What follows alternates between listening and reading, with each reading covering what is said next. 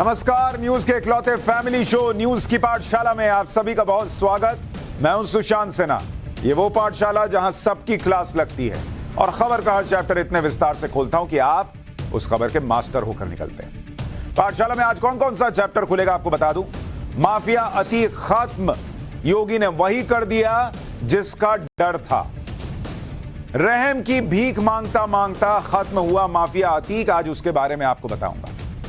मारपीट, कान के पर्दे फाड़ना, ईडी सिसोदिया के साथ क्या क्या कर रही है, यह सवाल क्यों पूछा जा रहा है, आज इसकी डिटेल दूंगा। और केजरीवाल का वो डर जो आज पत्रकारों के सामने दिख गया, उसके बारे में बताऊंगा। अमेरिका की सीक्रेट फाइल लीक हुई है, पुतिन के जीतने की डेट आ गई है, यानी ज़ेलेंस्की गए काम से, उसके बारे में बताऊंगा। नई रिपोर्ट में गोमूत्र को जहर बताया, लेकिन एजेंडाधारियों ने क्या छुपाया, सच क्या है गोमूत्र को जहर बताए जाने का, आज आपको विस्तार से बताऊंगा। इसके अलावा अमित शाह ने क्या कहा जो नीतीश दौड़े दौड़े दिल्ली चले आए। युद्ध छोड़ बुद्ध के रास्ते पर चल दिए हैं क्या पुतिन, आज आपको यह भी दिखाऊंगा। लेकिन पाठशाला में सबसे पहले दिन भर का रिवीजन, उसके बाद पहली क्लास।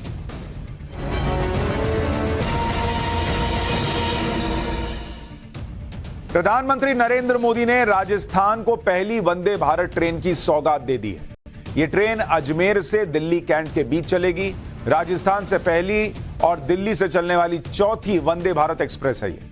पीएम मोदी ने उद्घाटन कार्यक्रम में मौजूद राजस्थान के मुख्यमंत्री अशोक गहलोत पर इस दौरान चुटकी भी ली। पीएम ने कहा कि गहलोत जी के तो दोनों हाथों में लड्डू है। अनशन के बाद सचिन पायलट दिल्ली में है। इसी बीच बड़ी खबर यह है कि पायलट गहलोत में चल रही तनातनी को लेकर कांग्रेस भी एक्शन में आ गई। कल कांग्रेस अध्यक्ष खड़गे ने अपने घर पर बड़ी बैठक बुलाई है। सूत्रों की जानकारी है कि पायलट भी इस बैठक में शामिल हो सकते हैं। बठिंडा मिलिट्री स्टेशन गोलीकांड में पंजाब पुलिस के साथ सेना भी जांच पड़ताल कर रही है। गोलीकांड में इस्तेमाल हथियार को फॉरेंसिक जांच के लिए भेजने की तैयारी है। हमले का आरोपी एक जवान पकड़ा गया है, दूसरे आरोपी की तलाश चल रही है। आज सुबह फायरिंग में 4 जवान शहीद हुए। पटना में एयरपोर्ट को बम से उड़ाने की धमकी के बाद हड़कंप मच गया। बताया जा रहा है कि आज दिन में नशे में धुत एक युवक ने फोन कॉल किया और धमकी दे दी। इसके बाद आनंद फानंद में बॉम्ब स्क्वाड की टीम पहुंची। एयरपोर्ट पर अफरा तफरी हो गई। बारीकी से एयरपोर्ट की जांच की गई, कोई विस्फोटक मिला ही नहीं। थोड़ी देर बाद ही पुलिस ने धमकी देने वाले शख्स को समस्तीपुर से गिरफ्तार कर लिया। जम्मू कश्मीर के शोपियां में पिछले करीब 3 घंटे से सुरक्षा बल और आतंकियों के बीच मुठभेड़ जारी। सीक्रेट इंफॉर्मेशन के बाद जवानों ने 2 दहशतगर्दों को चकूरा इलाके में घेर लिया। लगातार जवानों और आतंकियों के बीच फायरिंग चल रही। तो ये तो हो गया दिन भर का रिवीजन। अब पाठशाला की पहली क्लास और माफिया अतीक अहमद के खात्मे का चैप्टर। योगी ने वही कर दिया जिसका डर अतीक अहमद को था। रहम की भीख मांगता मांगता कैसे खत्म हुआ माफिया अतीक, सबसे पहले इसी का चैप्टर।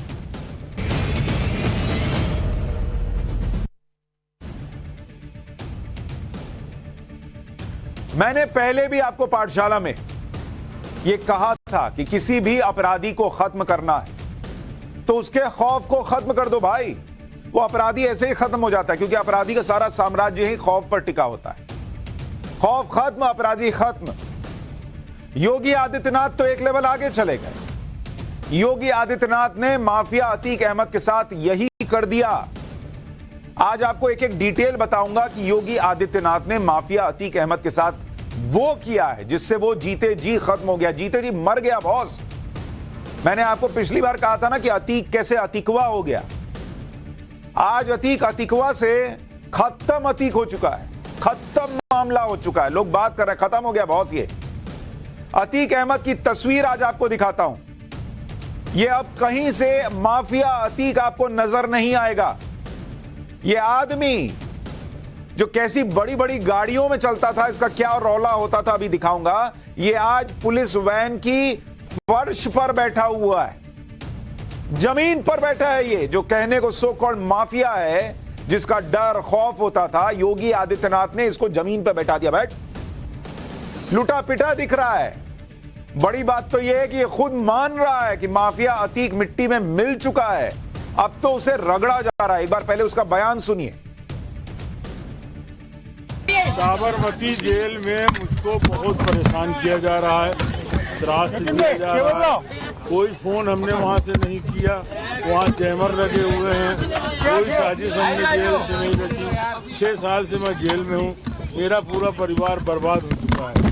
सरकार ने कहा मट्टी में मिला देंगे, तो मट्टी में तो मिल गए, अब मट्टी में मिलने के बाद रगड़े जा रहे हैं। मट्टी में तो मिल गए हैं। माफिया अतीक खुद कबूल कर रहा है कि बॉस ये तो मिट्टी में मिला दिया, और मिट्टी में मिलाने के बाद अभी रगड़ रहे हैं। कह रहे हैं साबरमती जेल में जो है मुझे परेशान किया जा रहा है। तो तुमको क्या वहां एंटरटेन करने ले गए थे? तुमको लगा था वहां डीजे का गाना बजाएंगे और तुम मजे करोगे जैसे पहले किया करते थे जेल के बाहर?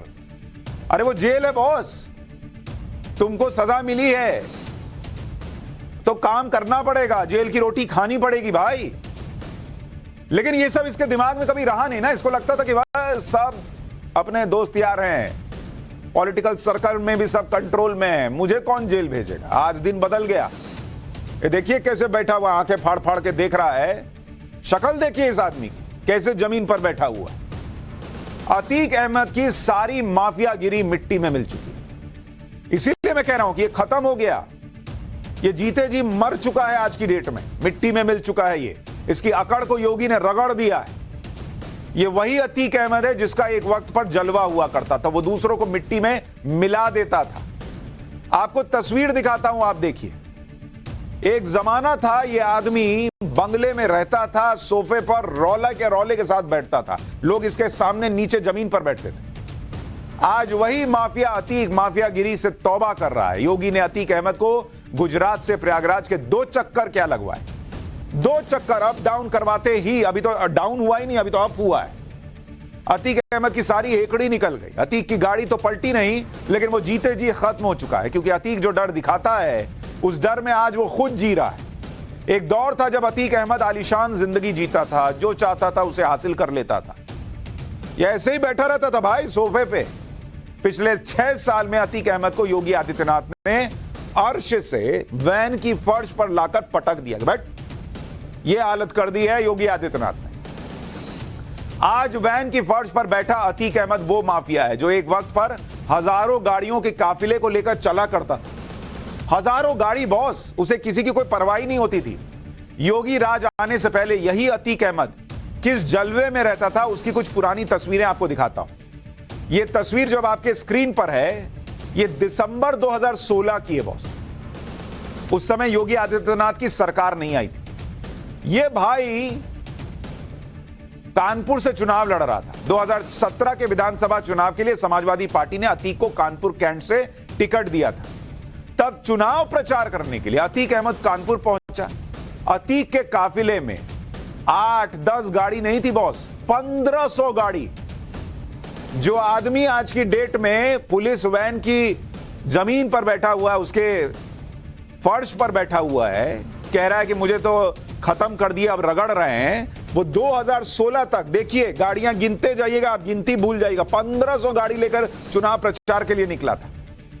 आप गाड़ियां गिनते गिनते थक जाएंगे, लेकिन गाड़ियों की लाइन खत्म नहीं होगी। ये देखिए रौला, जाम लगा दिया था इसने कानपुर में। अतीक अहमद के काफिले में हमर जैसी महंगी गाड़ी थी, फॉर्च्यूनर थी, इंडेवर थी, सफारी थी, सारी लग्जरी और महंगी गाड़ियां लेकर चलता था। और खुद हमर गाड़ी में चलता था। ये जो अभी आप गाड़ी देखेंगे, ये देखिए, ये हमर गाड़ी, करोड़ों की गाड़ी है ये हमर। योगी ने इसके रौले की कमर ही तोड़ दी। हमर में बैठोगे, कमर तोड़ दूंगा। प्रयागराज से लेकर कानपुर तक अतीक का काफिला जहां से भी गुजरा, वहां लोग उस वक्त हैरान रह गए थे। इतनी गाड़ियां एक साथ एक काफिले में लोगों ने पहले कभी देखी नहीं थी। अतीक की रैली की वजह से कानपुर में भयंकर जाम लगा। एक एम्बुलेंस तक फंस गई थी। कई स्कूलों के बच्चे भी स्कूल बैग, बस और वैन में घंटों फंसे रह गए थे। इसके बाद भी यह अतीक अहमद का रौला ऐसा था कि इसके खिलाफ कोई एक्शन नहीं हुआ था उस जमाने में। सोचिए क्या दिन हुआ करते थे। तभी ना कह रहा है कि मुझे तो मिट्टी में मिला ही दी और अब रगड़ रहे हैं। हमर में चलना, सोफे पे बैठना, बंगले में रहना, हजारों करोड़ की संपत्ति, अब जेल की रोटी खा रहा है। वैन की, पुलिस वैन पे जमीन पे बैठ के चल रहा है। 2016 में जब अतीक अहमद से कानपुर में 1500 गाड़ियों के साथ रैली करने पर सवाल किया गया था, तो उसका जवाब पता क्या दिया था? उसकी माफिया वाली हनक और घमंड उस जवाब में थी। अतीक ने कहा क्या था कि बॉस आप क्या चाहते हैं, मैं साइकिल से अकेले आऊं क्या? सुनिए उसके हनक वाली जवाब को और फिर याद कीजिए आज उसकी हनक कैसे गायब हो गई। सुनिए क्या बोला था उस वक्त। तो आप क्या चाह रहे थे, साइकिल से हम अकेले? नहीं आप क्या चाह रहे थे? रूट आपका था सीधा सीधा। मैं- रूट आप नहीं मैं- डायरेक्ट आपका रूट था सीधा सीधा और इधर ये मोड़ दिया गया। फिर नहीं उसके बाद आगे- ये नहीं, रूट बिल्कुल था। ये मरहूम हमारे दोस्त का मकान है, वो हमारे बड़े भाई थे, पेपरा हमको चाहते थे, तो लिहाजा इस घर पे आना हमारी जिम्मेदारी थी। साइकिल के चुनाव चिन्ह पे चुनाव लड़ रहा था और साइकिल इसको इतनी छोटी चीज लगती थी कि करा क्या चाहते थे कि मैं साइकिल पे आऊं।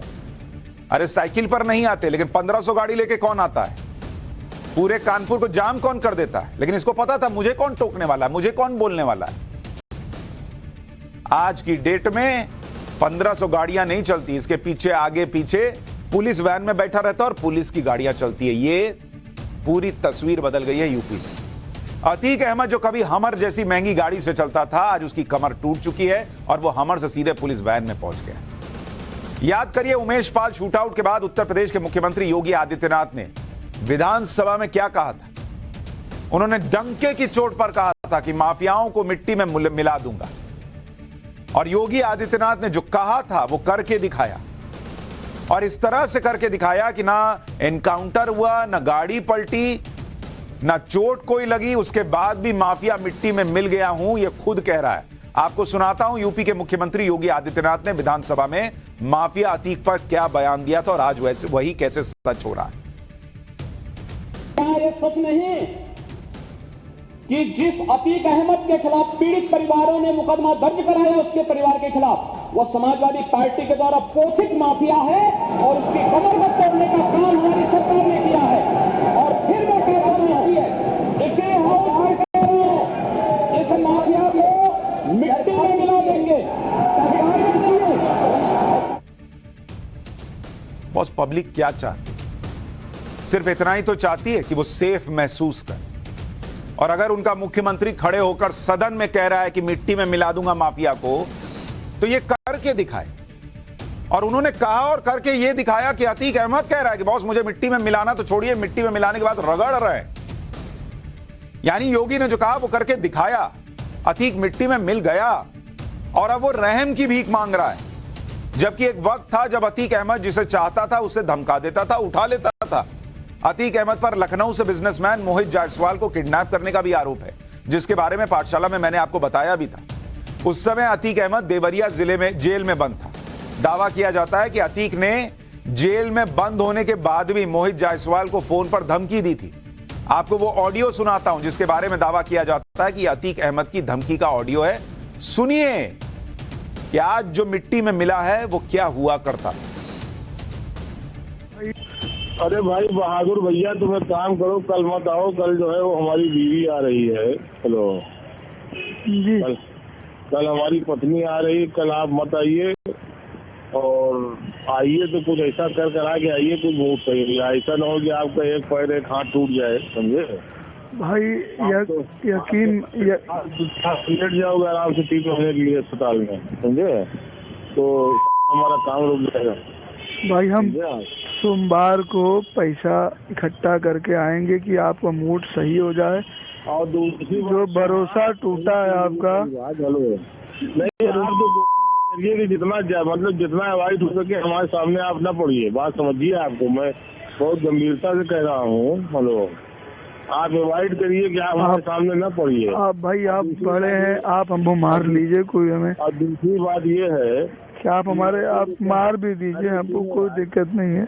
आप ये लड़के नहीं, मार के चक्कर में आप न पड़िए। अभी ना आप मार जानते हैं, ना मार का हाल जानते हैं। मार वो चक्की आसान चीज लेना, तो सब बात न करो। गुस्सा आप शांत कर लीजिए हमारे ऊपर। हम पैसा लगे बड़ी नंगाई कर देंगे तो हम चक्कर में कहाँ हो। बात समझे, सुनो हम क्या कह रहे हैं। हम ये कह रहे हैं कि जो लड़के कह रहे हैं वो काम आप करिए। हम इतनी जवान आपको दे रहे हैं कि मूड हमारा सही हो गया तो हम आपको फिर से आपको वही दिला देंगे, वही सम्मान दिला देंगे। लेकिन फिलहाल लड़के जो कह रहे हैं उनकी कोई बात आप काटिए मत। हमारे पास कोई शिकायत नहीं आनी चाहिए। जो कह रहे हैं वो आप करे जाइए, इसी में आपके परिवार की भलाई है। यह अतीक अहमद का वो दौर था जब वो दूसरों को कहता था कि मैं सम्मान दिला दूंगा। आज खुद बेइज्जत होकर पुलिस वैन की जमीन पर बैठा है, फर्श पर बैठा है। कभी दूसरों की जिंदगी का फैसला अपनी बंदूक से करने वाला अतीक अहमद अब योगी आदित्यनाथ से गुहार लगा कि अब मेरे पास कुछ नहीं बचा है भाई, तो मेरे परिवार को बख्श दिया जाए। ये गुहार लगा रहा है वो योगी से। सुनिए। आपके परिवार के लोगों को भी इस मामले में क्यों बनाया गया है? आपके परिवार के लोगों को भी इसमें जोड़ा गया है आरोप में। सरकार से कुछ मांग है आपकी? आप सरकार से कुछ कहना चाहते हैं? उत्तर प्रदेश सरकार से, योगी आदित्यनाथ से कुछ कहना चाहते हैं? न्याय करें, महिलाओं को, बच्चों को उत्पीड़न न करें। क्या आपको डर है कि असुरक्षित है आपके परिजन? ऐसा भी कहा जा रहा है कि ये माफिया राज का अंत है। आपका क्या कहना है? माफिया राज का अंत है? बताइए, माफिया कह रहा है कि न्याय करें, महिलाओं और बच्चों का उत्पीड़न न करें। तुमने जिस को मारा उसके घर की महिलाओं और बच्चों के बारे में सोचा था? जिस परिवार को बचाने के लिए अतीक अहमद अब योगी आदित्यनाथ से गुहार लगा रहा है, वो परिवार अपराध में गले तक डूबा हुआ है बॉस। वो भी कोई शरीफ परिवार तो है नहीं। अतीक की फैमिली का हर मेंबर उमेश पाल हत्याकांड में शामिल बताया जाता है। अतीक अहमद ने जेल से साजिश रची, यह आरोप है। उसकी बीवी शाइस्ता पर आरोप है कि उसने फंडिंग की, लॉजिस्टिक सपोर्ट जुटाया। अतीक के बेटे पर आरोप है असद पर कि शूटआउट में शामिल था। अतीक के दोनों नाबालिग बेटों पर आरोप है कि उन्होंने सिम कार्ड अरेंज किए थे। अतीक का बेटा अली जेल से इस साजिश में शामिल था, यह आरोप लगता है। अतीक का भाई अशरफ भी जेल से प्लानिंग कर रहा था, इसका आरोप है। अतीक की भाभी जैनब भी इस साजिश में शामिल थी, यह भी बताया जाता है। अतीक की बहन आयशा नूरी ने शूटर्स को भगाने में मदद की। अतीक की भांजी उंजिला ने भी शूटर्स की मदद की, कहा जाता है। अतीक की बेटी आयशा ने शूटर्स की मदद की, यह आरोप है। अतीक चाहे कितना गिड़गिड़ा ले, उसका और उसके परिवार का हर शख्स जो है वो गुनाह में शामिल है, यह आरोप लग रहा है और इसका हिसाब तो होगा। इतना शानदार परिवार रखे हो, किसी ने कमी नहीं छोड़ी है। सब गले तक अपराध में डूबा हुआ है, लेकिन कह रहा है कि न्याय कीजिए। यही तो न्याय है बॉस, जो पब्लिक के पक्ष में हो रहा है। अब अतीक अहमद की हालत हो गई है कि उसे 16 दिन के अंदर दूसरी बार नैनी जेल आना पड़ा। साबरमती जेल से अतीक अहमद प्रयागराज की नैनी जेल पहुंच चुका है। अतीक अहमद को कल पुलिस कोर्ट में पेश करेगी और उमेश पाल हत्याकांड में पूछताछ के लिए रिमांड की मांग करेगी। पुलिस कोर्ट से 7 या 14 दिन की रिमांड मांग सकती है। कोर्ट में पेश होने तक अतीक अहमद को नैनी जेल में ही रहना होगा। इस बार भी नैनी जेल में अतीक अहमद को उसी बैरक में रखा जाएगा जहां पिछली बार रखा गया था। अतीक जेल में उसी सेल में रहेगा जहां महिला सेल, जो मैंने आपको बताया था कि पहले महिलाएं रखी जाती थी, उसी महिला सेल में रहेगा जहां पिछली बार था। किसी को उससे मिलने की इजाजत नहीं दी जाएगी। और अतीक अहमद से पूछताछ जो होगी उसकी भी पुलिस ने पूरी तैयारी कर ली है। प्रयागराज पुलिस लाइन में अतीक से पूछताछ के लिए हाई सिक्योरिटी इंटरोगेशन रूम बनाया गया है, जहां सीसीटीवी कैमरे लगे हुए हैं। अतीक से पूछताछ के लिए 3 टीमें बनाई गई। अभी तक जेल में होने की वजह से अतीक सवालों का जवाब देने से बच जाता था, लेकिन इस बार उससे सख्ती से पूछताछ होगी। उमेश पाल हत्याकांड को लेकर पुलिस ने लगभग 200 सवाल तैयार किए हैं। सवाल क्या क्या है कि भाई उमेश पाल की हत्या करवाई क्यों तुमने? उमेश पाल हत्याकांड की साजिश कैसे रची गई ये बताओ। किस किस को इस साजिश में शामिल किया तुमने? मर्डर की योजना कैसे बनाई? क्या अशरफ और शाइस्ता से फोन पर तुमने बातचीत की थी? जेल में अशरफ और अली से जो लोग मिलने गए थे उन्हें भेजा क्यों गया था?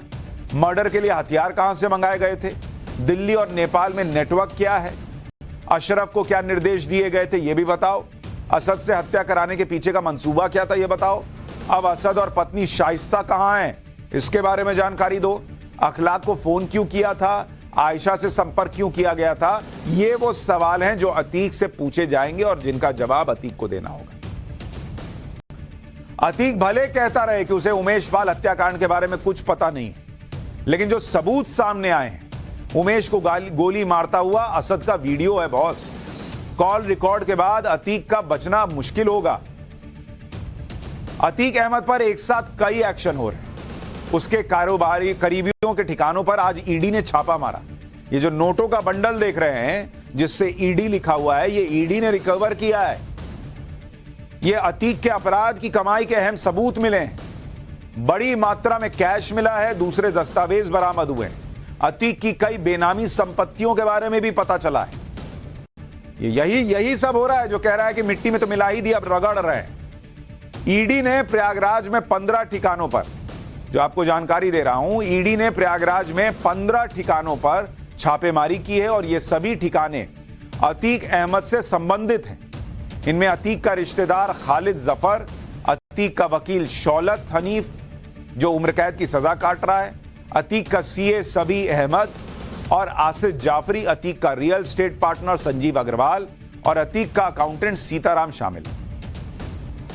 ईडी ने इस दौरान 75 लाख कैश जब्त किया है। विदेशी करेंसी 200 बैंक खातों का भी पता चला है। 50 शेल कंपनियों के बारे में भी पता चला है। 50 करोड़ रुपए के ट्रांजैक्शन का पता चला है। किसानों से जबरन जमीन लेने के दस्तावेज मिले।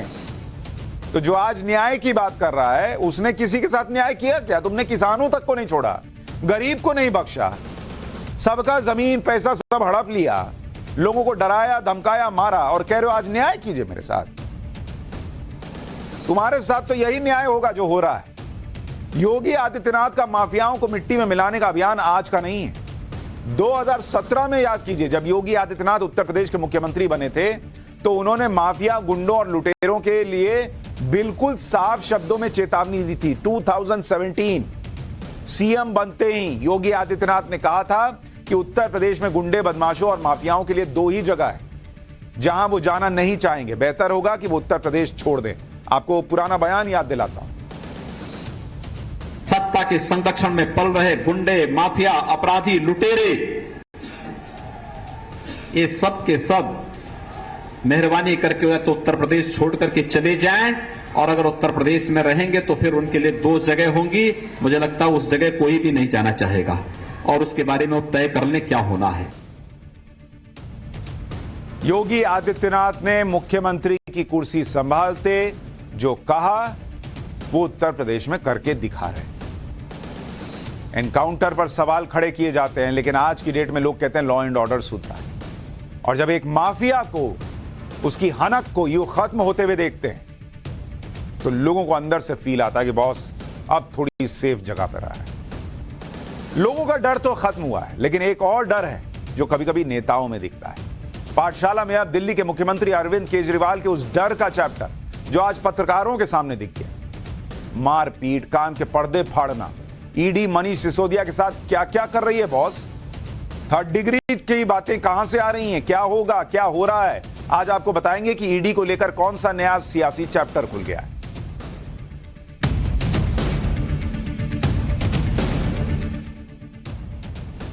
पिछले कुछ अरसे से जांच एजेंसीज को लेकर खूब राजनीति चल ही रही है। ईडी और सीबीआई को विलन बनाया जा रहा है और इसे लेकर प्रधानमंत्री नरेंद्र मोदी को कोसा जा रहा है। ईडी और सीबीआई को सबसे ज्यादा टारगेट करने वाले प्रमुख दलों में एक नाम है आम आदमी पार्टी का, यानी अरविंद केजरीवाल की पार्टी, जिसके 2 बड़े नेता और केजरीवाल के करीबी सत्येंद्र जैन और मनीष सिसोदिया जेल में बंद हैं। अब हो यह रहा है कि जब मनीष सिसोदिया की जमानत अर्जी पर सुनवाई होती है, आम आदमी पार्टी सड़क पर उतर जाती है और मनीष सिसोदिया तुझे सलाम के नारे लगाने लगती है। आज भी यही हुआ। उधर दिल्ली की राउज एवेन्यू कोर्ट में मनीष सिसोदिया की जमानत अर्जी पर सुनवाई हो रही थी। इधर दिल्ली में बीजेपी ऑफिस के बाहर आम आदमी पार्टी के नेता और कार्यकर्ता प्रदर्शन कर रहे थे। वहां पर नारे लगाए जा रहे थे कि तानाशाही नहीं चलेगी, जेल के ताले टूटेंगे, मनीष सिसोदिया छूटेंगे। ये वही नारे हैं जो हर बार मनीष सिसोदिया की जमानत की अर्जी पर सुनवाई के दौरान लगाए जाते हैं। मामला कोर्ट में चलता है, नारे लगते हैं बीजेपी दफ्तर के बाहर। आप देखिए कि आज बीजेपी ऑफिस के बाहर आम आदमी पार्टी के कार्यकर्ताओं ने क्या माहौल बनाया। फिर आगे की बात बताऊं।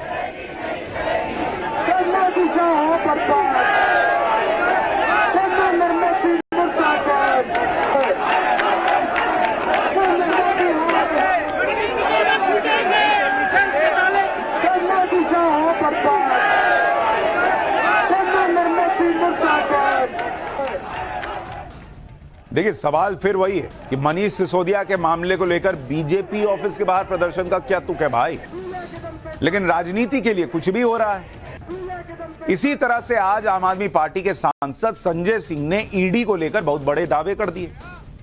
उन्होंने एक प्रेस कॉन्फ्रेंस की और इसमें यह आरोप लगा दिया कि ईडी तो कान के पर्दे तक फाड़ दे रही है, लोगों के हाथ पैर तोड़ दे रही है, ईडी हिटलर का गैस चैम्बर बना ले रही है। ये ईडी नहीं, इन्फोर्सिंग डिक्टेटरशिप है और मनीष सिसोदिया को भी टॉर्चर किया जा सकता है, ये आरोप लग रहे हैं। संजय सिंह को एक बार सुनिए कि उनका दावा क्या है, फिर आगे की बात तो मैं बताऊंगा। आपको लगता है कि मनीष सिसोदिया के मामले में भी इस तरीके की हरकतें ईडी कर सकती है जिस तरह का आरोप आप लगा रहे हैं? भैया ये आबकारी से जुड़ा ये मामला है। मनीष सिसोदिया के साथ भी ऐसा कुछ हो उन पर भी दबाव बनाया जा सकता है, दबाव बनाया किसी का नाम लेने के लिए। देखिए सबके ऊपर अरे भाई मैंने तो आपको बताया ना, कान के पर्दे फाड़ रहे हैं, मार रहे हैं, पीट रहे हैं, 3rd डिग्री टार्चर दे रहे हैं, तो मनीष सिसोदिया को भी ऐसे टार्चर कर सकते हैं, बाकी लोगों को भी ऐसे टार्चर कर सकते हैं, मार पीट सकते हैं, क्यों नहीं कर सकते? संजय जी दबाव क्या सबके साथ कर रहे हैं।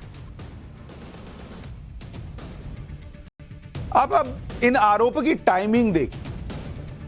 एक तो आरोप लगा रहे हैं कि ईडी जो है वो लोगों के साथ मारपीट करती है, कान के पर्दे फाड़ दिए किसके अभी बताऊंगा आगे, और उसके बारे में क्या और जानकारी है वो भी बताऊंगा। लेकिन आप आरोपों की टाइमिंग देखिए। आज ही मनीष सिसोदिया की जमानत अर्जी पर कोर्ट में सुनवाई हो रही थी, लेकिन मनीष सिसोदिया को राहत नहीं मिली। जमानत अर्जी पर आज सुनवाई पूरी नहीं हो पाई। ईडी ने जमानत का विरोध किया। ईडी ने जमानत के विरोध में अपनी दलीलें दी। कोर्ट ने 18 अप्रैल की नई तारीख दे दी और 18 अप्रैल को मनीष सिसोदिया के वकील अपना पक्ष रखेंगे। तो मनीष सिसोदिया को राहत नहीं मिल रही। इधर ईडी जो है वो मारपीट करती है, 3rd डिग्री देती है, ये कहा जा रहा, और कहा जा रहा मनीष सिसोदिया के साथ भी कर सकते हैं। तो कर सकते हैं अगर, तो अभी तक क्या मुहूर्त का इंतजार कर रहे हैं?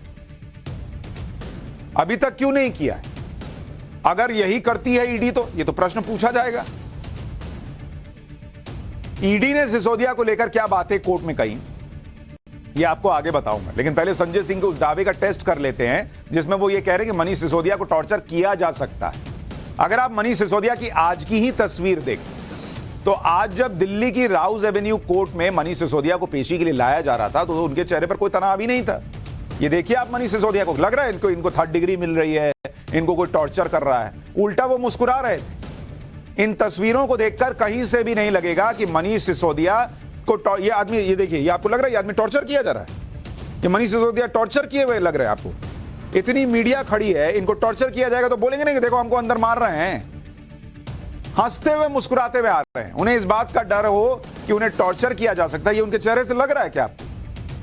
यहां यह भी ध्यान रखना चाहिए कि मनीष सिसोदिया को जेल गए काफी टाइम हो चुका है। ईडी उनको कस्टडी में लेकर कई बार पूछताछ कर चुकी है, क्योंकि अगर आप इसका डेटा देखेंगे, मनीष सिसोदिया के अंदर जाने का जो मामला है 26 फरवरी, उनको 26 फरवरी को सीबीआई ने अरेस्ट किया। सीबीआई ने अरेस्ट किया 26 फरवरी से अरेस्ट है वो। तो कहा जा रहा है कि अभी उनको टॉर्चर किया जा सकता है। तो फरवरी से मार्च चला गया, अप्रैल का महीना आ गया। क्या गर्मी का इंतजार किया जा रहा है क्या कि जब ठीक से गर्मी आएगी तो जो है माहौल बनाया जाएगा? 9 मार्च को ईडी ने अरेस्ट किया। ईडी अरेस्ट करती है तो ईडी ने भी अरेस्ट किया है। तो ईडी किस बात का इंतजार कर रही है अगर ईडी सबको मारती है, पीटती है, टॉर्चर करती है? 22 मार्च तक ईडी की रिमांड में भी रहे। 22 मार्च ईडी की रिमांड में रहे। तो 9 मार्च से 22 मार्च यानी करीब करीब 13 दिन रहे वो ईडी की रिमांड में। तब ईडी ने नहीं किया कुछ। यानी ईडी की कस्टडी में मनीष सिसोदिया करीब 12-13 दिन रहे। लेकिन आपने अभी आज की तस्वीरें देखी, इसमें आपको कहीं से लग रहा है कि मनीष सिसोदिया के साथ कुछ गलत हो रहा है या गलत किया गया है? जांच, अच्छा आज की बात नहीं है, जब जब इनको पूछताछ के लिए लाया गया, पूछताछ कह रहा हूं, जब जब इनको कोर्ट लाया गया है जमानत की सुनवाई के लिए, तब तब हंसते हुए आते हैं। ऐसा कैसे हो रहा है?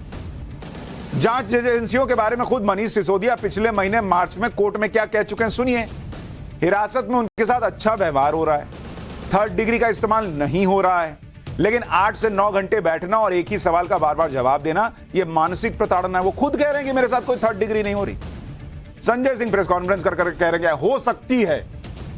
हो सकती है, आपको कैसे पता हो सकती है? सिसोदिया ने यह बात तब कही थी कि जब वो सीबीआई की हिरासत में है, यानी जांच एजेंसियों ने सिसोदिया ने नियमों के दायरे में ही पूछताछ की है। फिर यह कहना समझ से बाहर है कि मनीष सिसोदिया टॉर्चर किए जा सकते हैं। अच्छा यही नहीं, जब उनसे पूछताछ होनी थी तो कहा गया था सीसीटीवी वाले कमरे में पूछताछ कीजिए, तो कहां से मारपीट हो जाएगी। लेकिन संजय सिंह ने आज यह दावा क्यों किया कि मनीष सिसोदिया को टॉर्चर किया जा सकता है, इसे भी समझना होगा।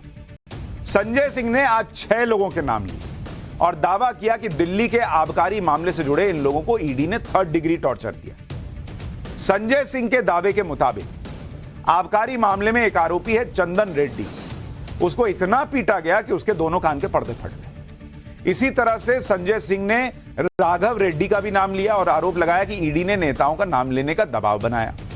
एक और आरोपी अरुण पिल्लई का नाम लिया गया और आरोप लगाया गया कि पिल्लई से झूठा बयान लिया गया। एक आरोपी है समीर महेंद्रू को लेकर दावा किया गया कि ईडी ने महेंद्रू को डराया, धमकाया, टॉर्चर किया। संजय सिंह ने यह दावा किया कि यह बहुत बड़ा खुलासा है। ऐसा लगा कि यह सनसनीखेज बात अभी अभी सामने आई, लेकिन बॉस ये कोई नई बात नहीं है। पहली बात, जिस चंदन रेड्डी के कान के पर्दे फाड़ने का आरोप लगाया गया, उसकी शिकायत पिछले साल नवंबर में हो गई थी और इस मामले में तेलंगाना हाईकोर्ट ने ईडी से जवाब भी मांग लिया था। तो नवंबर में कान के पर्दे फाड़े गए, अगर फाड़े गए तो, और संजय सिंह को अभी अप्रैल में याद आया कि अरे उनके तो कान के पर्दे फाड़ दिए जा रहे, ईडी टॉर्चर करती।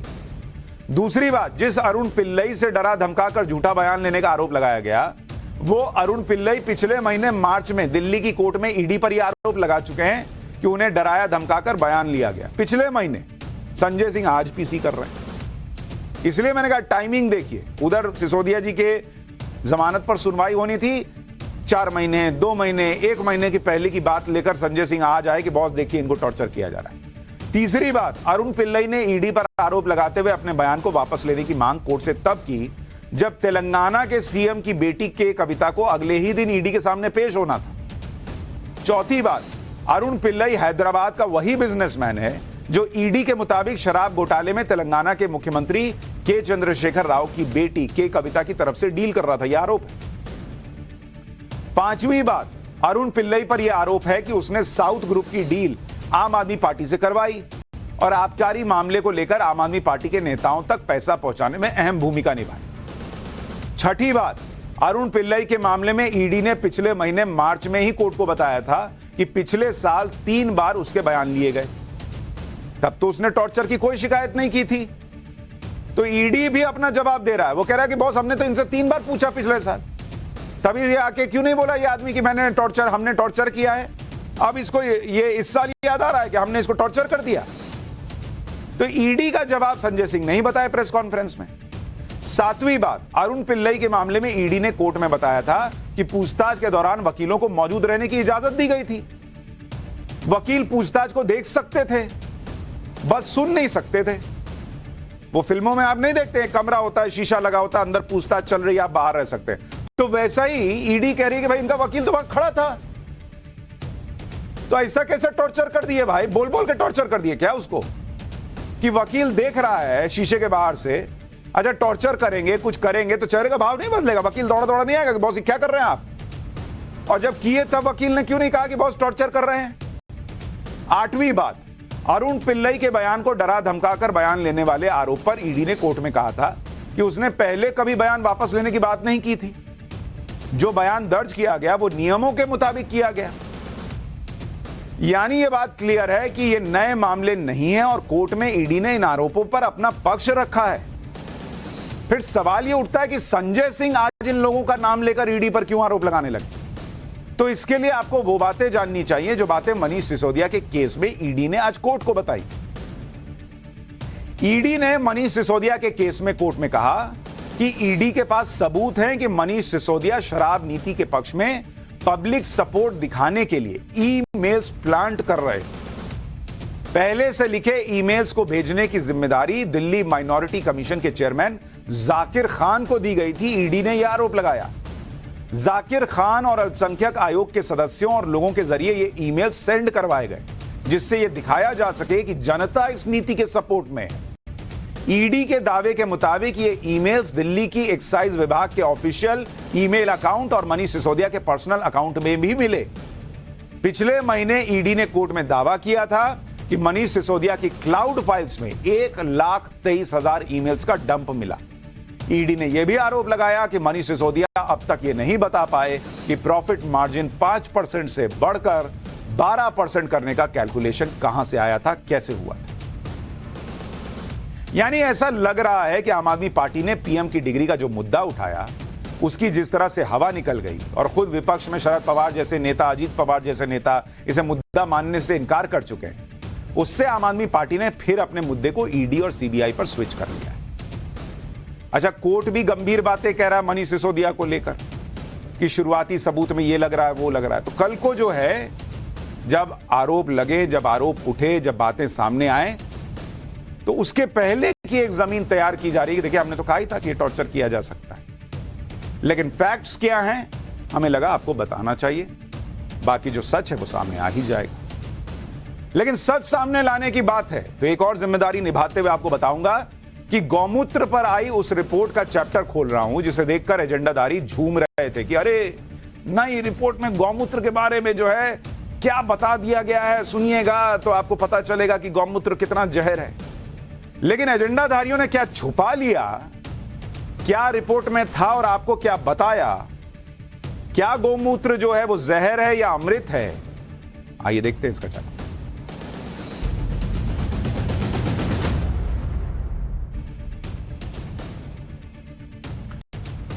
जिस गौमूत्र को, गाय का जो मूत्र होता है गौमूत्र कहते हो, सदियों से आयुर्वेद ने अमृत माना, क्या उसे नई रिपोर्ट में अनफिट बता दिया गया है? क्या आपको गौमूत्र पर आई रिपोर्ट में पूरी बात बताई भी गई है या नहीं? या एजेंडाधारियों ने खास तौर पर सनातन पर अटैक करने के लिए, जो आयुर्वेद में कहा गया उन बातों को नकारने के लिए, अरे गौमूत्र पीता है, देखो ये तो कैसा आदमी है, गौमूत्र पीता है, ये तो जहर है, ये बातें जो हैं आप पर थोप दी, लेकिन पूरी रिपोर्ट आपको नहीं बताई। आज मैं आपको बताऊंगा। देखिए, गौमूत्र पर इंडियन वेटरनरी रिसर्च इंस्टीट्यूट यानी IVRI, इसने एक रिसर्च की है जिसमें यह दावा किया गया कि गौमूत्र में कई तरह के ऐसी बैक्टीरिया हैं जो इंसानी शरीर में नुकसान पहुंचा सकते हैं। यह मैंने इस रिपोर्ट का एक छोटा सा हिस्सा अभी आपको बताया, जो फैलाया जा रहा है कि गौमूत्र जो है वो खतरनाक है। अभी पूरी रिपोर्ट बताना बाकी है जो मैं आपको बताऊंगा, लेकिन इस रिपोर्ट के आने के बाद सोशल मीडिया पर कुछ लोग अचानक एक्टिव हो गए। भाई लोगों ने या तो पूरी रिपोर्ट पढ़ी नहीं या पढ़कर एडिट कर दिया और कुछ फैक्ट्स को छिपाकर यह बात फैलाना शुरू कर दिया कि गौमूत्र तो बहुत खतरनाक है, रिपोर्ट आ गई और इससे शरीर को कोई फायदा नहीं है। ये वही लोग हैं जो बहुत पहले से गौमूत्र के इस्तेमाल का मजाक बनाते रहे, क्योंकि इन्हें हर उस चीज से नफरत है जो सनातनी परंपरा से जुड़ी हुई दिखती है। लेकिन हमारे शास्त्रों और आयुर्वेद में गौमूत्र को लेकर बहुत कुछ लिखा गया है। इसे गुणकारी टॉनिक माना गया है। हैरानी की बात यह है कि खुद IVRI के पूर्व डायरेक्टर RS चौहान ने इसे बहुत शानदार चीज बताया है, लेकिन इस बात को एजेंडाधारियों ने गायब कर दिया। आगे बढ़ने से पहले आपको इस रिसर्च के बारे में विस्तार से बताता हूं, ताकि इस गौमूत्र के बारे में आप सारे फैक्ट्स जान सकें। इंडियन वेटरनरी रिसर्च इंस्टीट्यूट की रिसर्च के मुताबिक गौमूत्र पर क्या कहा गया आज आपको बताता हूं। गौमूत्र में इकोलाई, जो इकोलाई बिकोलाई आप सुनते हैं ना, ये इकोलाई नाम का बैक्टीरिया होता है, ये इस रिपोर्ट में कहा गया, जो पेट से जुड़ी बीमारी की वजह बन सकता है। रिसर्च में दावा किया गया कि अगर किसी इंसान की इम्यूनिटी कमजोर है और वो इंसान बीमार गाय का मूत्र पीते हैं, तो बीमार होने का खतरा और हो सकता है। इस रिसर्च में 3 प्रजाति की 41 गायों का गौमूत्र लिया गया, जिसमें 36 गायों के गौमूत्र में 13 तरह के नुकसान पहुंचाने वाले बैक्टीरिया पाए गए। हालांकि जो बात आपको नहीं बताई गई वो ये कि इसी रिपोर्ट में कहा गया कि स्वस्थ गाय के गौमूत्र में हानिकारक बैक्टीरिया नहीं होते हैं। कमाल की बात यह है कि इस रिसर्च में भैंस के इस मूत्र को गौमूत्र की तुलना में बेहतर बताया गया, और सबसे खास बात, इस रिसर्च में सीधे तौर पर गौमूत्र को पीने से बचने की सलाह दी गई। यानी इस पूरी रिसर्च में जो नुकसान पहुंचाने वाली बात फैलाई जा रही है कि गौमूत्र से नुकसान होता है, वो गाय से सीधे मिल रहे गौमूत्र के बारे में है कि भाई गौमूत्र मिला, आपने तुरंत पी लिया, वो खतरनाक हो सकती है, वो नुकसानदेह हो सकती है, ये इस रिपोर्ट में। क्योंकि हमारे देश में बहुत से ऐसे लोग भी हैं जो सुबह सुबह गाय या गौशाला से सीधे गोमूत्र लेते हैं और पी लेते हैं। यह गोमूत्र नुकसानदायक हो सकता है, लेकिन डिस्टिलेशन प्रोसेस के बाद साफ किए गए गोमूत्र को पूरी तरह से सुरक्षित और फायदेमंद है। इसके बारे में IBRI के पूर्व डायरेक्टर RS चौहान खुद कह चुके हैं। लेकिन आधी अधूरी लाइनें उठाकर सोशल मीडिया पर गोमूत्र को खारिज कर दिया जा रहा है। एक बार आपको RS चौहान का वो बयान दिखा देता हूं जो उन्होंने गोमूत्र को लेकर दिया था। RS चौहान ने गोमूत्र पर 25 साल तक रिसर्च की है, जिसमें यह पता चला कि डिस्टिल्ड गोमूत्र, मतलब डायरेक्ट जो गोमूत्र है वो नहीं, डिस्टिल्ड किया हुआ यानी साफ किया गया गोमूत्र इम्यूनिटी बढ़ाता है, कई बीमारियों में फायदा पहुंचाता है। उन्होंने यह भी साफ किया कि IBRI का यह रिसर्च डिस्टिल्ड गोमूत्र पर नहीं हुआ था।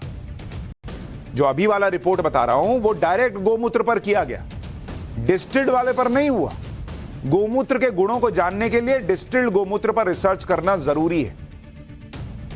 इस पूरी रिसर्च में बार बार डिस्टिलेशन शब्द का इस्तेमाल हो रहा है, इसलिए आपको गोमूत्र के डिस्टिलेशन प्रोसेस के बारे में बता देता हूं कि उसको साफ कैसे किया जाता है, क्योंकि गोमूत्र को इसी प्रोसेस से साफ किया जाना चाहिए और यही गोमूत्र आपके लिए फायदेमंद होता है।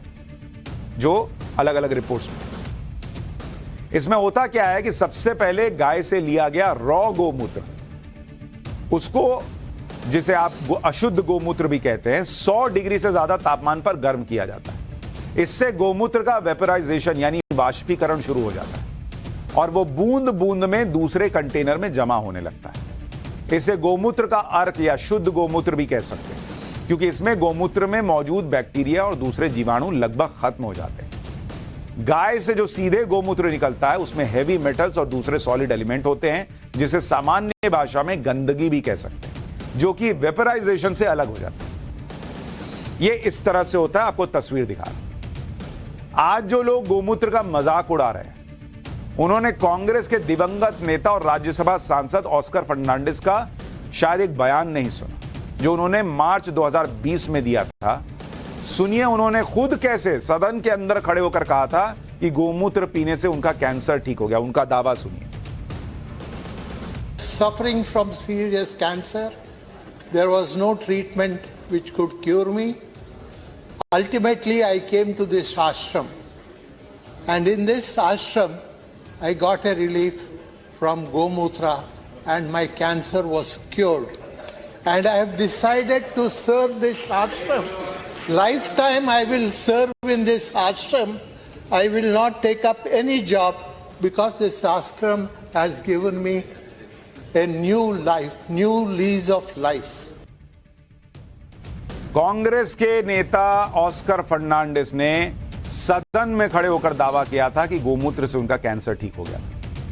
हमारे देश में गोमूत्र को लेकर तमाम तरह की अफवाहें फैलाई गई, जबकि दूसरी तरफ देश की प्रतिष्ठित संस्थाओं ने अपनी रिसर्च में कहा है कि गोमूत्र गुणों का भंडार है। आपको उन संस्थानों के नाम और गोमूत्र पर उनकी रिसर्च के बारे में बता देता हूं। जैसे एक संस्था है CSIR,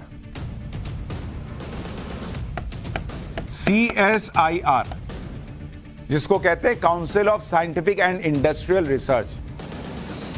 गौमूत्र पर इनका क्या कहना है भाई कि कैंसर में लाभकारी है।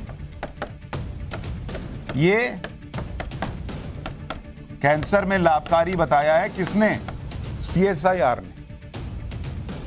एक है CI map, central institute of medicinal and aromatic plants. इसने कहा कि खतरनाक इन्फेक्शन हो,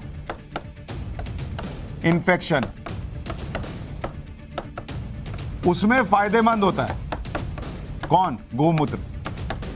कि अगर बहुत खतरनाक इन्फेक्शन हो रखा है तो गोमूत्र पीने से फायदा मिल सकता है, लेकिन कौन सा? डिस्टिल्ड, डायरेक्ट गोमूत्र नहीं। एक है IICB, जिसको कहते हैं Indian institute of chemical biology. इसने कहा कि अस्थमा में फायदा देता है गोमूत्र, अस्थमा में फायदेमंद। एक है IMT,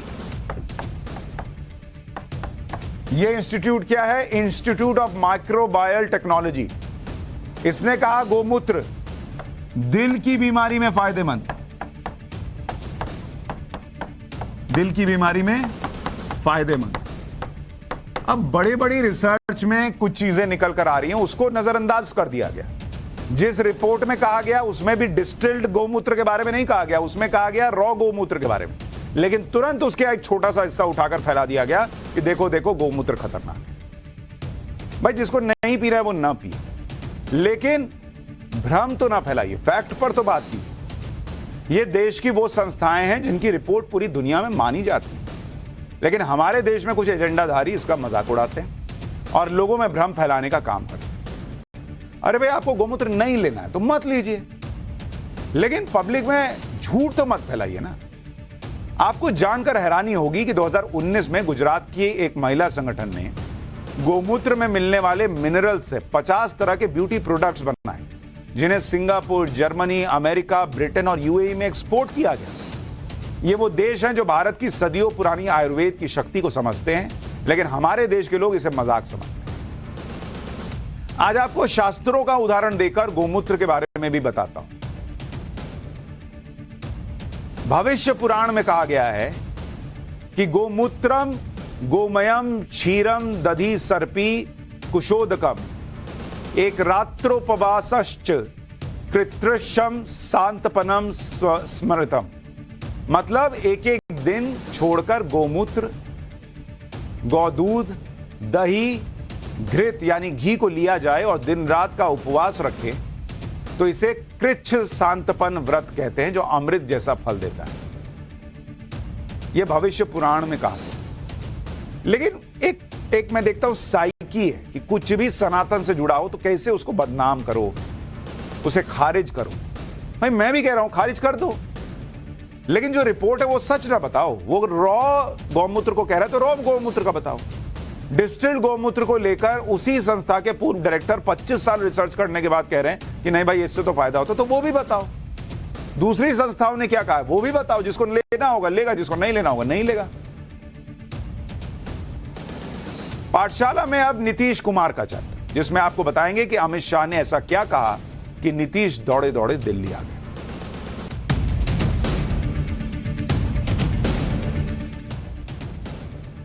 नीतीश कुमार ने जिस तरह से पिछले कुछ सालों में पाले बदले, उसमें उन्हें लेकर बहुत लोगों को भरोसा नहीं होता कि वो अगले चुनाव में किसके साथ रहे। इस बार भी ऐसा ही कुछ होने के बारे में संकेत दिए जा रहे थे, लेकिन अब अचानक नीतीश कुमार फिर से विपक्षी एकता के लिए जुट गए, एक्टिव हो गए।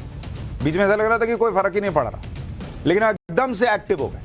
आज उन्होंने दिल्ली में राहुल गांधी से मुलाकात की, कांग्रेस अध्यक्ष मल्लिकार्जुन खड़गे से मिले।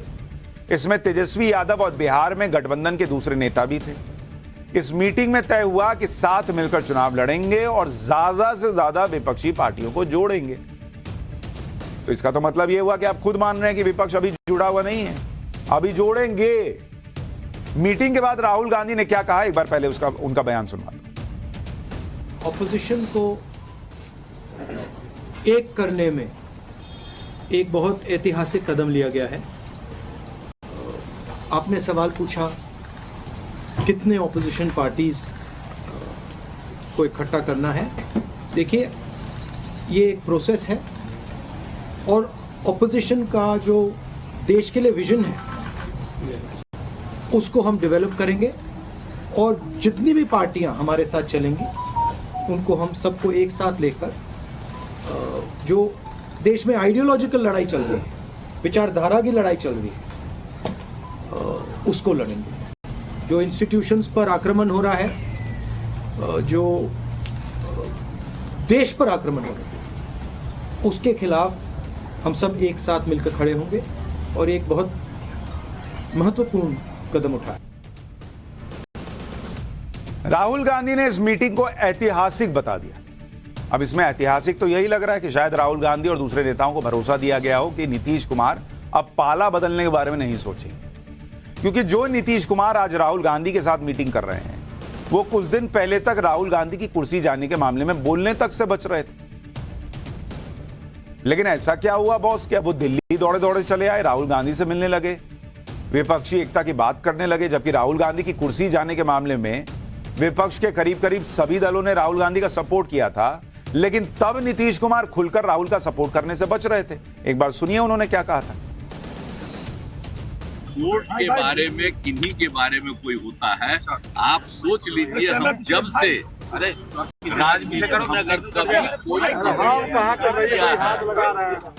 और जब किसी पर कोई मुकदमा होता है तो उस पर भी हम नहीं कमेंट करते, हमारा शुरू से ही है।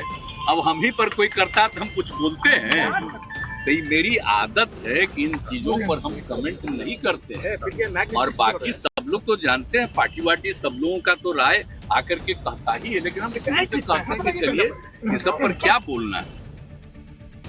तो नीतीश कुमार बोलने तक से बच रहे थे राहुल गांधी की संसद सदस्यता जाने। आज चले गए राहुल गांधी से मिलने।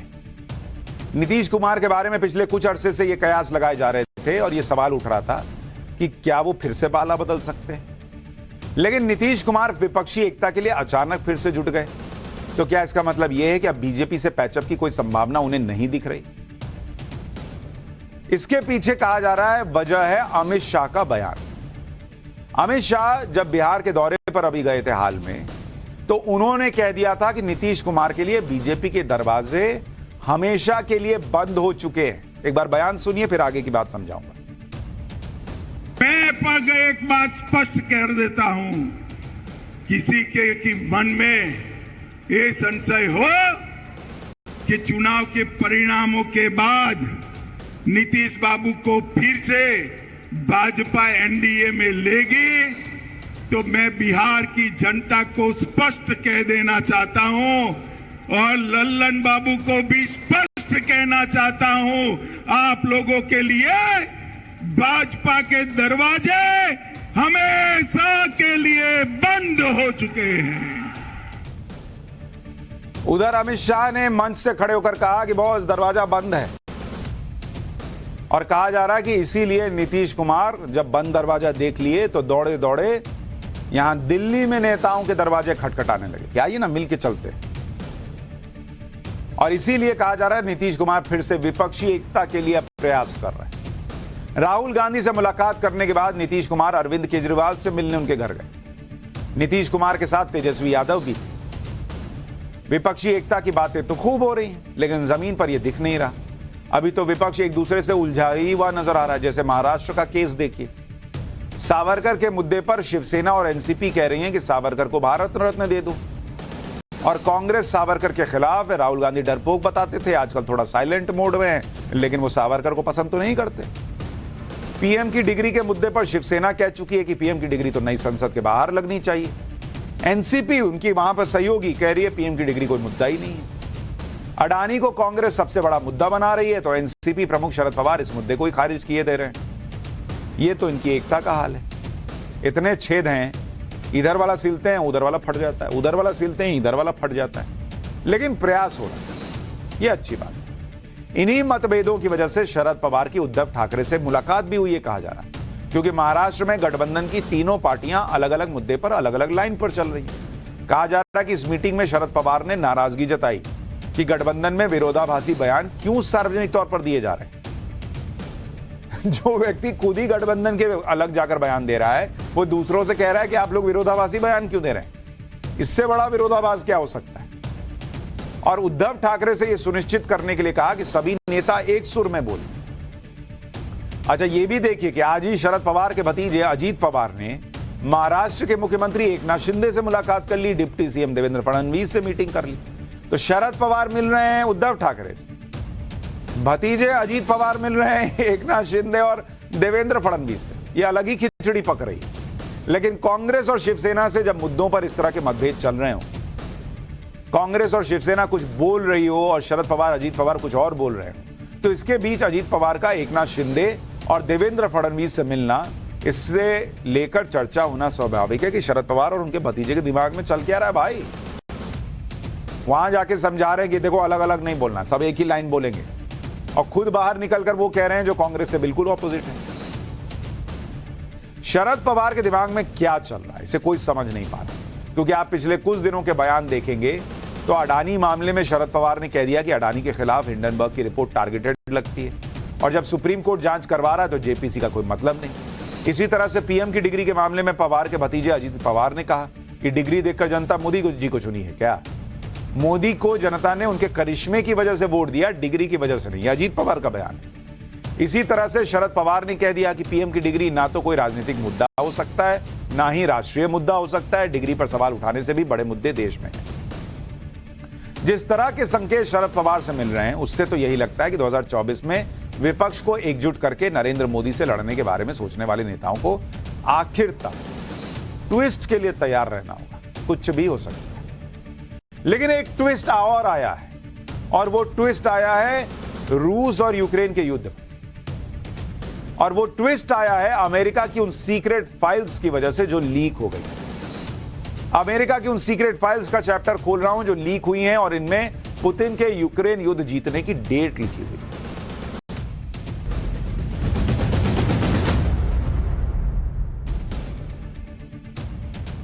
अब तक रूस यूक्रेन युद्ध को लेकर अमेरिका और यूरोप से यह प्रचार किया जा रहा था कि रूस तो युद्ध हार रहा है। आपने सुना होगा, यही चल रहा था। मैंने आपको बताया था कि बॉस ये पूरा प्रोपेगेंडा चल रहा है, मामला कुछ और है। लेकिन अब ये बातें बाहर आ रही हैं, क्योंकि कहा जा रहा था पुतिन हारी हुई जंग लड़ रहे हैं। लेकिन अमेरिका अंदर ही अंदर सच जानता है कि यूक्रेन युद्ध कौन जीतने वाला है। अमेरिका के रक्षा मंत्रालय पेंटागन से रूस यूक्रेन युद्ध से जुड़ी सीक्रेट फाइल्स लीक हुई, जिससे पूरे अमेरिका से लेकर यूरोप तक हड़कंप मच गया है। क्योंकि इन सीक्रेट डॉक्यूमेंट्स में अमेरिका मान रहा है कि यूक्रेन में इतना दम ही नहीं बचा कि वो युद्ध में रूस को हरा पाएगा। मतलब अंदर ही अंदर अमेरिका जान रहा है कि बॉस ये जीत नहीं पाएगा, और बाहर ही बाहर अमेरिका और उसकी मीडिया और दूसरी पश्चिमी मीडिया मिलकर माहौल बना रहे कि पुतिन तो गया। अमेरिका सीक्रेट फाइल्स में मान रहा है कि यूक्रेन की सेना कमजोर हो चुकी है, तो लड़वा क्यों रहे बॉस? अभी नई रिपोर्ट आई, तुम्हारी अर्थव्यवस्था फिर नीचे जा रही है, इंडिया अभी भी टिका हुआ है, हमारा नुकसान कम है, तुम्हारा नुकसान ज्यादा है। पता नहीं, समझ ही में नहीं आ रहा। आपको बताता हूं कि जो सीक्रेट डॉक्यूमेंट लीक हुए हैं उनमें ऐसा है क्या जिससे अमेरिका को लगने लगा कि यूक्रेन युद्ध में हार जाएगा। ये जो डॉक्यूमेंट्स है ना, इनमें इस बात का जिक्र है कि यूक्रेन के पास एयर डिफेंस सिस्टम में इस्तेमाल होने वाली मिसाइल्स का स्टॉक खत्म होने वाला है। जो दस्तावेज लीक हुए हैं उनके मुताबिक 2 मई 2023 तक यूक्रेन के पास एयर डिफेंस सिस्टम में इस्तेमाल करने के लिए मिसाइलें नहीं बचेंगी। पश्चिमी देशों से हो रही हथियारों की सप्लाई में आई कमी को इसकी वजह बताया जा रहा है। यह आकलन करीब 1-1.5 महीने पहले का है। 1-1.5 महीने पहले इन लोगों को लग रहा है कि यूक्रेन खत्म हो रहा है, क्योंकि पेंटागन से जो टॉप सीक्रेट डॉक्यूमेंट लीक हुए हैं उन्हें फरवरी के आखिरी वक्त का और मार्च की शुरुआत में तैयार किया गया। अब यूक्रेन भी इस लीक हुई जानकारियों से घबराया हुआ है। यूक्रेन की वायुसेना की तरफ से बयान जारी किया गया। अगर यूक्रेन आसमान की लड़ाई हार जाता है तो यूक्रेन के लिए परिणाम बहुत गंभीर होंगे। यूक्रेन ने पश्चिमी देशों से हथियारों की सप्लाई में तेजी लाने की गुहार लगाते हुए कहा कि यह देरी करने का वक्त नहीं। पेंटागन से लीक हुए यूक्रेन युद्ध के टॉप सीक्रेट डॉक्यूमेंट्स में एक और चौंकाने वाला खुलासा हुआ है। लीक डॉक्यूमेंट्स के मुताबिक इस साल फरवरी के आखिर में यूक्रेन बखमुत की लड़ाई लगभग हार चुका था। रूसी सेना ने पूर्वी यूक्रेन के बखमुत शहर को घेर लिया था, जिस पर कब्जे के लिए पिछले साल मई से भीषण जंग जारी है। खुद यूक्रेन के मिलिट्री इंटेलिजेंस के अधिकारियों ने कह दिया था कि गोला बारूद नहीं होने की वजह से यूक्रेन के सैनिकों के हौसले पस्त हो चुके हैं, जबकि यूक्रेन दावा करता है कि रूसी सेना को अब तक बखमुत पर पूरी तरह कब्जा वो नहीं कर पाई। यानी यूक्रेन की तरफ से झूठ बोला जा रहा है, यह सीक्रेट फाइल में लिखा है। पेंटागन के जो सीक्रेट डॉक्यूमेंट लीक हुए हैं उसमें यह भी पता चला कि जो अमेरिका रूस को अलग थलग करने के बारे में सोच रहा था वो खुद अलग थलग पड़ा हुआ है। लीक डॉक्यूमेंट में खुलासा हुआ कि अमेरिका के सबसे करीबी सहयोगियों में एक मिस्र युद्ध के दौरान रूस को गुपचुप तरीके से कम 40,000 रॉकेट और गोला बारूद बनाकर भेजने की योजना बनाने में जुटा था। यह अमेरिका की सीक्रेट रिपोर्ट में। तो तुम क्या सोचते हो, तुम ही दुनिया को धोखा दोगे? तुमको तुम्हारा दोस्त धोखा नहीं देगा। दे दिया मिस्र ने धोखा। इसी तरह से पिछले दिनों चीन के राष्ट्रपति जिनपिंग से मुलाकात के बाद फ्रांस के राष्ट्रपति मैक्रो भी यूरोप को अमेरिका का पिछलग्गू नहीं बनने की नसीहत दे चुके हैं। उधर अमेरिका की अनदेखी करके सऊदी अरब बार बार कच्चे तेल के उत्पादन में कटौती करके रूस की तरफ से बैटिंग करता दिख रहा है। अमेरिका के अच्छे दोस्तों में गिना जाने वाला यूएई यूक्रेन युद्ध शुरू होने के बाद से रूस के साथ कारोबार बढ़ा चुका है। तो ये तो अमेरिका की हालत है, तुमको कोई सुनने को तैयार नहीं है, तुमको कोई भाव देने को तैयार नहीं, ऊपर ऊपर से तुम लीपापोती करके चल रहे हो। सीक्रेट रिपोर्ट में सब खुल गया। और पाठशाला फैक्ट चेक की क्लास, जिसमें बताऊंगा कि क्या युद्ध छोड़ बुद्ध के रास्ते पर चल दिए हैं पुतिन, क्योंकि सोशल मीडिया पर रूस के राष्ट्रपति पुतिन की 2 तस्वीरें वायरल हो रही हैं, जिनमें पुतिन बौद्ध भिक्षु के भेष में दिख रहे हैं। इन तस्वीरों के जरिए दावा किया जा रहा है कि पुतिन ने यूक्रेन युद्ध छोड़कर बौद्ध धर्म अपना लिया। हमने पुतिन की इन तस्वीरों का फैक्ट चेक किया। हमारी रिसर्च में पता चला कि सोशल मीडिया पर वायरल की जा रही पुतिन की तस्वीरें असली नहीं है, फेक हैं। इन्हें एआई यानी आर्टिफिशियल इंटेलिजेंस की मदद से तैयार किया गया है। पुतिन की तस्वीरों को असली बताकर गलत दावे के साथ शेयर किया जा रहा है। तो पाठशाला में आज के लिए इतना ही। 24 घंटे से